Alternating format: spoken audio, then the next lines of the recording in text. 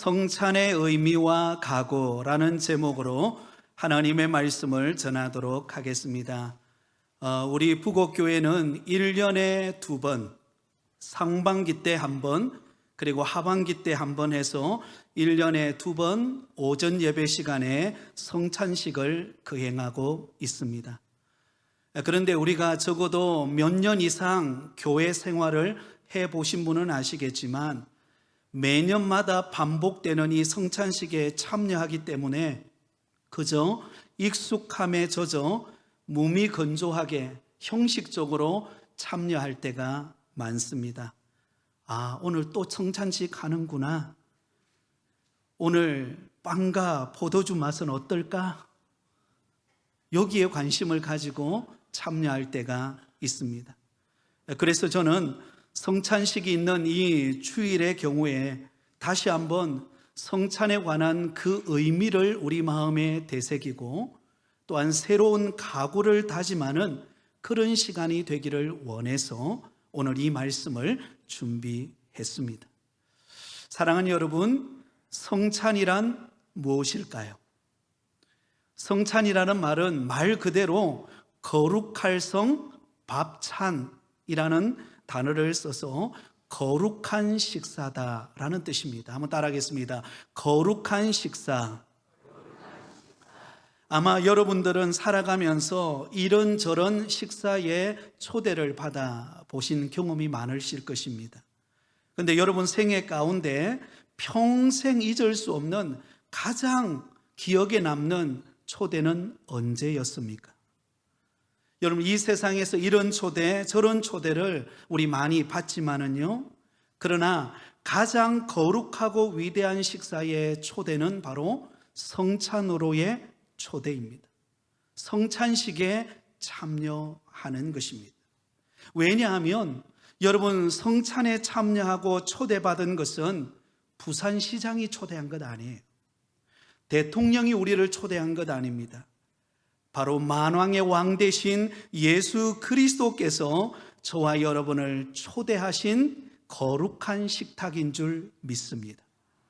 그러므로 여러분, 우리 주 예수 그리스도께서 초대하신 이 영광스러운 이 성찬식에 우리가 참여하고 있기 때문에 우리는 하나님의 은혜에 감사하며 경건한 마음으로 성찬식에 참여하실 수 있기를 예수님의 이름으로 축원드립니다.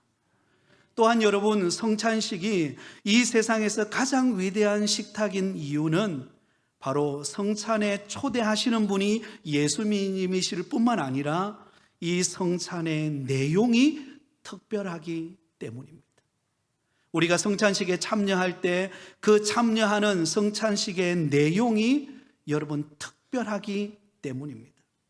성찬의 떡과 성찬의 잔은 무엇을 의미할까요? 바로 친히 우리를 구원해 주시기 위하여 예수님께서 살이 찢기시고 피를 흘려주시는 것을 기념하는 대속의 사건, 그 사건을 기념하고자 우리는 떡과 잔을 나누게 됩니다.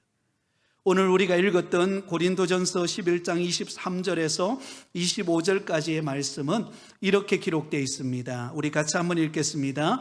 내가 너희에게 전한 것은 주께 받은 것이니 곧 주 예수께서 잡히시던 밤에 떡을 가지사 축사하시고 떼어 이르시되 이것은 너희를 위하는 내 몸이니 이것을 행하여 나를 기념하라 하시고 식후에 또한 그와 같이 잔을 가지시고 이르시되 이 잔은 내 피로 세운 새 언약이니 이것을 행하여 마실 때마다 나를 기념하라 하셨으니. 아멘.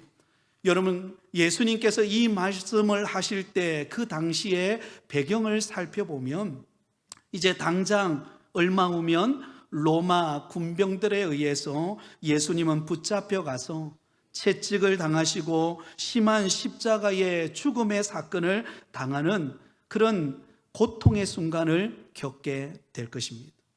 이 사실을 알고 계시는 예수님께서 전날 밤에 제자들을 불러 모아놓고 함께 식탁에 앉아서 이제 곧 있을 그 고통당하실 자신의 살과 피를 미리 기념해 주시면서 함께 식사하는 장면입니다. 우리 예수님께서 친히 영원한 생명의 양식이 되시고 생명의 음료가 되신다라는 것을 가르쳐 주기 위함입니다. 그러면 여러분, 오늘 우리가 성찬을 통하여 나누는 떡과 잔은 바로 예수님 고난당하시는 살과 피를 기념하는 것입니다. 여러분, 이 세상에 아무리 우리가 사랑하는 사람에게 여러분 우리가 사랑한다 표현하고 많은 선물도 주지만요, 그러나 정말 자기 자신의 살점을 떼어서 주고 자기 피를 뽑아서 주는 경우는 드뭅니다. 그런데 우리 예수님께서 죄인된 인간인 우리를 구원하시고 우리를 살리시기 위하여 예수님은 친히 자기 살과 피를 다 쏟아 부어 주신 것입니다. 그러므로 예수님께서 우리에게 꼭 필요한 생명의 양식인 예수님의 살을 내어 주셨고, 우리에게 꼭 필요한 생명의 음료인 예수님의 피를 다 쏟아 부으셨습니다. 그러므로 여러분, 이러한 예수님의 십자가의 고난당하심과 죽으심을 상징하는 예수님의 살과 피를 기념하는 성찬에 저와 여러분이 참여하게 되는 것입니다. 요한복음 6장 53절에 이렇게 말씀하고 있습니다. 우리 같이 읽습니다.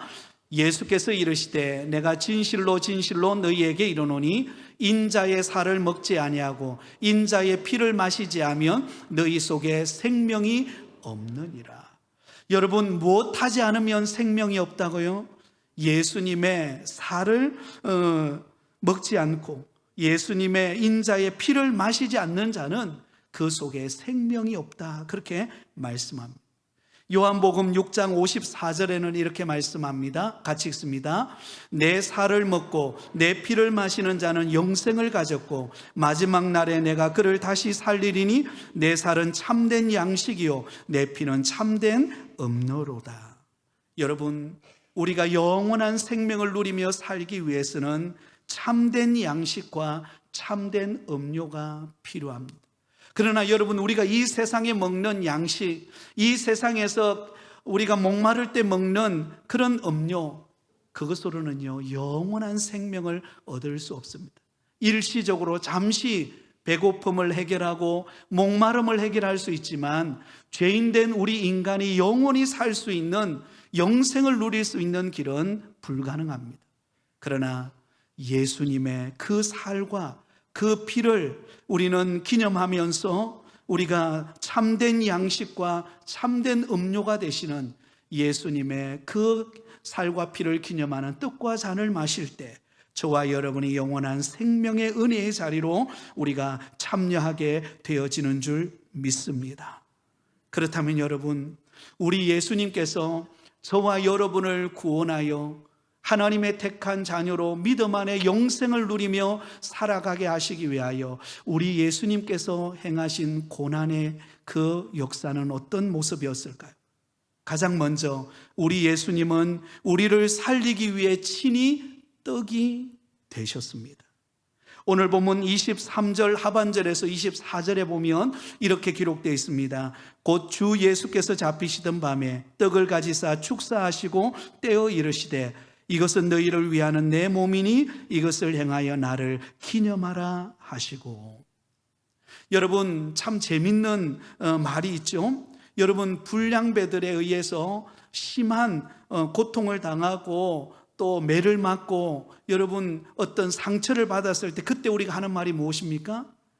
떡이 되도록 마셨다, 이런 말을 우리가 사용하죠. 인격적인 심한 모독을 받을 때 그때 내가 그 사람에게 떡이 되었다, 이렇게 말합니다. 마찬가지로 예수님께서는 저와 여러분에게 생명의 떡을 주시기 위하여 예수님이 친히 어떻게 되셨습니까? 떡이 되셨습니다. 예수님께서 친히 우리를 구원하시기 위하여 빌라도 법정에 끌려가셨습니다. 로마 병사들에 의해서 그 빌라도 법정에 끌려가서 여러분, 그가 사형 언도를 받았을 때 가장 먼저 로마 병사들이 그 채찍을 가지고 예수님의 살을 내리칩니다. 그때 여러분, 그 채찍 끝부분에 있는 그 날카로운 그 톱니바퀴와 같은 그런 뾰족한 것이 예수님의 살점을 뜯어내기 시작했습니다. 얼마나 고통스러웠을까요? 여러분, 우리가 가끔씩 어떤 물건을 나르다가 우리가 손에 가시가 찔릴 때가 있습니다. 여러분, 그때 어떻습니까? 굉장히 아픔을 느끼죠. 그래서 그 작은 가시지만 그것을 빼지 않는 이상은 굉장히 고통을 우리가 느낍니다. 그런데 예수님은 여러분 친히 우리를 구원하시기 위하여 빌라도 법정에 끌려가서 친히 예수님이 채찍을 당하실 때에 살점이 뜯겨나가는 고난을 겪습니다.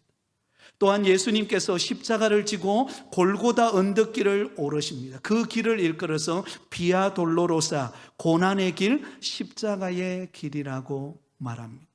그런데 여러분, 예수님께서 그 골고다 언덕길을 십자가를 지고 올라가실 때 예수님은 가는 곳곳마다 온 몸이 여러분 매질을 당해서 고통당했기 때문에 너무나 기력이 없어서 가는 곳곳마다, 올라가는 곳곳마다 예수님이 넘어지십니다. 넘어지실 때에 멍이 들고 피가 나오고 여러분 머리에는 가시의 면류관을 썼습니다. 그리고 여러분, 예수님께서 십자가에 못 박히셔서 양손과 양발에 못이 박혔을 때에 그때 여러분 밑에서는 수많은 사람들이 예수님을 향하여 침을 뱉고 여러분 예수님을 조롱하며 원망합니다. 예수님은 한순간에 떡이 되어버렸어요. 죄 없으신 예수님, 우리에게 찬양과 경배와 영광을 받으시기에 합당하신 그 예수님께서 무슨 이유 때문에 떡이 되신 것입니까? 바로 죄인된 저와 여러분을 구원하여 살리기 위하여 예수님이 친히 떡이 되신 줄 믿습니다. 예수님이 당하신 그 고난의 채찍, 그 십자가에 못 박힘, 그 조롱당하심, 그 온갖 수모와 그 멸시로 인하여 예수님은 우리에게 생명의 떡을 주시기 위하여 예수님이 친히 떡이 되신 것입니다. 예수님의 희생과 죽음의 대가로 저와 여러분이 생명의 떡을 먹고 영생을 얻게 되어졌음을 기억하며 우리 주님께 감사하는 여러분 되시기를 바랍니다. 또한 우리 예수님은 우리를 살리기 위해 친히 피를 흘리셨습니다. 25절 말씀에 이렇게 기록되어 있습니다. 우리 같이 읽습니다. 식후에 또한 그와 같이 잔을 가지시고 이르시되 이 잔은 내 피로 세운 새 언약이니 이것을 행하여 마실 때마다 나를 기념하라 하셨으니. 여러분, 여기 보면 이 잔은 내 피로 세운 새 언약이니. 여러분, 예수님의 십자가의 죽으심으로 온 몸에 있던 피를 다 쏟으신 이 사건은 바로 죄인된 우리를 구원하셔 주시기 위하여 흘리신 새 언약의 피였습니다. 그렇다면 여러분, 옛 언약이 있지 않겠습니까? 옛 언약은 무엇입니까? 출애굽기 24장 8절에 보면 옛 언약에 대하여 이렇게 말씀합니다. 모세가 그 피를 가지고 백성에게 뿌리며 이르되 이는 여호와께서 이 모든 말씀에 대하여 너희와 세우신 언약의 피니라. 여러분, 옛 언약, 구약 시대 때 여러분 하나님의 택한 백성들이 죄 사함을 받고 용서를 받는 길은 무엇이었습니까? 우리가 스스로 죄 용서를 받을 수 없었습니다.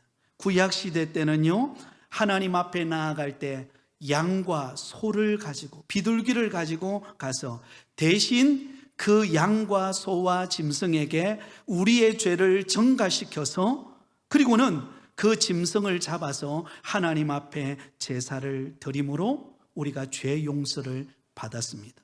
이것을 일컬어서 옛 언약이다, 그렇게 말합니다. 그런데 여러분, 옛 언약의 한계는 무엇입니까? 옛 언약의 한계, 이 죄사함의 모형이 되는 이 옛 언약의 한계는요, 불완전한 제사이자 반복적인 제사입니다. 한번 내가 소를 잡아서 제사를 드렸다고 해서 영원히 나의 죄가 용서받는 것 아니에요. 또 절기가 되면 또 여러분 양을 잡거나 소를 잡거나 비둘기를 잡아서 다시 피 흘리고 제사를 드려야만 하는 불완전한 제사였습니다. 그러나 신약시대 때 예수님이 우리에게 주신 새 언약의 피, 예수 그리스도의 보혈의 피는 단번에 드린 제사인 줄 믿습니다. 십자가에서 물과 피를 다 쏟으심으로 죄인된 우리의 모든 죄를 대신하여 십자가에 못 박혀 죽으심으로 우리에게 흘리신 그 놀라우신 십자가의 구속의 사역, 그것이 바로 예수님의 보혈의 피, 생명의 음료로 인하여 우리에게 주시는 영생의 기쁨을 주신 선물인 줄 믿습니다. 사랑하는 성도 여러분, 그러므로 오늘 이 시간 우리가 떡과 잔을 마실 때에 우리의 죄와 허물을 대신하여 예수님의 살점이 찢겨나가고 예수님의 온몸에 피가 다 쏟으심으로 우리를 구속하신 그 십자가의 구속의 은혜를 기억하며 감사하며 예배하는 저와 여러분이 되시기를 예수님의 이름으로 축원드립니다. 자, 그렇다면 우리가 이러한 구속의 은혜를 기억하며 성찬식에 참여할 때 우리의 마음에는 어떤 각오가 있어야 하겠습니까? 두 가지의 각오를 가지고 오늘 이 성찬식에 참여하실 수 있기를 바랍니다. 그 첫 번째는 주의 죽으심을 전하라는 것입니다. 한번 따라하겠습니다. 주의 죽으심을 전하라. 오늘 본문 26절은 이렇게 말씀합니다. 우리 같이 읽습니다. 시작. 너희가 이 떡을 먹으며 이 잔을 마실 때마다 주의 죽으심을 그가 오실 때까지 전하는 것이니라. 아멘. 여러분, 죄인 되어서 영원한 멸망의 길로 갈 수밖에 없는 우리 존재들, 아무리 인간이 노력하고 열심을 다 기울이고 종교적인 열심을 가진다 할지라도 스스로 자신의 죄 문제를 해결할 수 없었던 우리 인간을 대신하여 친히 고난당하시고 십자가에 못 박히신 예수 그리스도로 말미암아 우리가 하나님의 택한 자녀가 되고 구원받아 영생을 누리는 택한 자녀가 되었다면 우리는 성찬 예식에 참여할 때마다 우리가 가져야 될 첫 번째 각오는 무엇입니까? 주의 죽으심을 그가 오실 때까지 전하는 것입니다. 나 같은 죄인을 대신하여 십자가에 못 박혀 죽으신 구속의 은혜, 그 복된 소식, 그 기쁨의 소식을 우리 주변에 아직 믿지 않는 영혼들에게 전하고 그들에게 주의 십자가의 사랑을 전하는 것이 우리의 본분인 줄 믿습니다. 이 사명이 저와 여러분에게 주어진 것입니다. 사도 바울은 이 놀라운 은혜를 경험하고 난 다음에 그는요, 예수님을 만나고 난 다음에 일평생 주의 복음 전하는 일을 위하여 자신의 전 삶을 드렸습니다. 왜냐하면 주의 죽으심을 그가 오실 때까지 전하라고 우리 주님께서 말씀하셨기 때문입니다. 그러면 여러분, 아직도 이 구원의 은혜를 경험하지 못한 우리 주변의 수많은 영혼들에게 이 복된 소식을 전하실 수 있기를 바랍니다. 여러분, 초대교회 때는요, 모여서 성찬식에 참여하게 되면 지금은 우리가 떡을 각자 이렇게 조각을 내어서 각 개인에게 나누어 주지만 이 초대교회 때는 여러분, 빵이 큰 덩어리가 하나였습니다. 그 덩어리를 한 사람 한 사람이 나와서 그것을 떼어서 먹으면서 그렇게 복음의 증인 되기로 결단을 했습니다. 마찬가지로 여러분, 우리 주 예수 그리스도, 나의 죄와 나의 허물을 대신하여 친히 십자가에 못 박혀 죽으신 예수 그리스도의 십자가의 복음을 우리 믿지 않는 가족과 이웃과 친척에게 전함으로 복음의 정인되어지는 사명을 감당하실 수 있기를 예수님의 이름으로 축원드립니다. 자, 두 번째는요, 우리는 어떤 각오를 해야 하겠습니까? 자기 자신을 살피라는 것입니다. 한번 따라하겠습니다. 나 자신을 살피자. 자, 오늘 본문 27절에서 29절에 이렇게 말씀하고 있습니다. 우리 같이 읽습니다. 그러므로 누구든지 주의 떡이나 잔을 합당하지 않게 먹고 마시는 자는 주의 몸과 피에 대하여 죄를 짓는 것이니라. 사람이 자기를 살피고 그 후에야 이 떡을 먹고 이 잔을 마실지니 주의 몸을 분별하지 못하고 먹고 마시는 자는 자기의 죄를 먹고 마시는 것이니라. 아멘. 여러분, 여기 보면 누구든지 주의 떡이나 잔을 합당하지 않게 먹고 마시는 자는 주의 몸과 피에 대하여 죄를 짓는 것이라고 말했습니다. 그러므로 여러분, 나 자신을 살피면서 이 성찬식에 참여할 때에 나 자신을 살피면서 나의 모습이 정말로 주님 앞에 서기에 합당한 나의 모습인가를 살펴보면서 우리는 성찬에 참여해야 합니다. 먼저는 이 성찬식의 의미를 내 마음속에 새겨야 합니다. 여러분, 나의 죄 때문에 친히 예수님이 고난당하시고 십자가에 죽으신 그 놀라운 사건의 은혜를 깊이 우리 마음속에 새길 수 있기를 바랍니다. 그리고 난 다음에 여러분, 우리가 해야 될 일은 나의 행실을 살피는 것입니다. 여러분, 그래서 우리가 성찬식이 거행되기 전에 일주일 전에 여러분 주일 예배 때 광고를 통하여 공고합니다. 일주일 후에 우리가 성찬식이 거행될 것입니다. 그러면서 경건한 마음과 몸을 우리가 준비해서 성찬식에 참여합시다. 그렇게 광고가 나갑니다. 왜 그렇습니까? 우리의 삶을 되돌아보면 하나님 앞에 너무나 부끄럽고 추하고 너무나 감히 서지 못했던 우리의 모습들이 너무나 많기 때문입니다. 여전히 버리지 못한 내 욕심과 야망과 내 정욕과 내 불의한 모습들이 우리의 모습 속에 있기 때문입니다. 그런 모습으로 회개치 않고 성찬식에 참여할 때 그것은 죄를 짓는 것과 같다라고 성경은 말씀하고 있습니다. 그러면 여러분, 우리 자신을 돌아보면서 성찬식에 참여할 때에 나의 허물과 죄를 주님 앞에 회개하고 그리고 돌이켜서 하나님의 뜻대로 살겠다라고 결단하는 시간, 바로 그 시간이 성찬식인 줄 믿습니다. 그러므로 오늘 이 성찬 예식에 참여하는 사랑하는 성도 여러분, 오늘 이 시간에 이 성찬식에 참여하면서 내가 만난 예수 그리스도, 나의 죄와 허물을 대신하여 친히 십자가에 못 박히시고 죽으신 예수 그리스도의 죽으심을 주님 오시는 그날까지 전하는 복음의 증인이 되기를 바랍니다. 또한 날마다 나를 살펴서 하나님과 사람 앞에 부끄럽지 않고 하나님과 사람 앞에 정직하고 진실되고 하나님을 기쁘시게 하는 참된 믿음의 삶을 살아가는 저와 여러분이 다 되실 수 있기를 예수님의 이름으로 축원드립니다.